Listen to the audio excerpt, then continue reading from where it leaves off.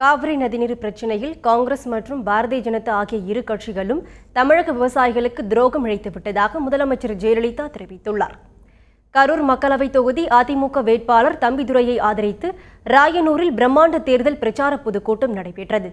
இதில் பங்கேற்று பேசிய முதலமைச்சர் ஜெயலலிதா காவிரி நதிநீர் ஆணையத்தால் தமிழ்நாட்டிற்கு எந்த பயனும் இல்லை என்றார். மேலும் காவிரி நதிநீர் பிரச்சினை குறித்து பாஜக தேர்தல் அறிக்கையில் எதுவும் குறிப்பிடப்படவில்லை என்றும் ஜெயலலிதா சுட்டிக்காட்டினார். தமிழ்நாட்டில் அமைந்துள்ள பாஜக கூட்டணியால் காவிரி நதிநீர் பிரச்சினையை தீர்க்க முடியாது என்றும் அவர் திட்டவட்டமாக தெரிவித்தார். காங்கிரஸ் மற்றும் பாஜகவால் தமிழ்நாட்டில் ஆட்சி அமைக்க முடியாது என்று குறிப்பிட்ட ஜெயலலிதா காங்கிரஸ் பாஜக வேட்பாளர்களை டெபாசிட் இழக்க செய்ய வேண்டும் என்றும் அவர் கேட்டுக்கொண்டார். தமிழ்நாட்டின் உயிர்நாடி பிரச்சனையாக விளங்குவது காவேரி நதிநீர் பிரச்சனை.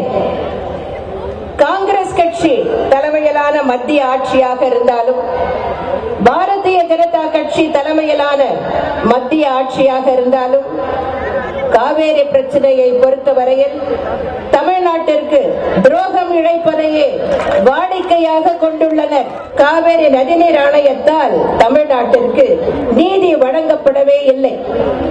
காவேரி நடுவர் மன்றத்தின் இடைக்கால ஆணையை செயல்படுத்துவதற்கான எந்த நடவடிக்கையையும் காவேரி நதிநீர் ஆணையத்தால் மேற்கொள்ள இயலவில்லை.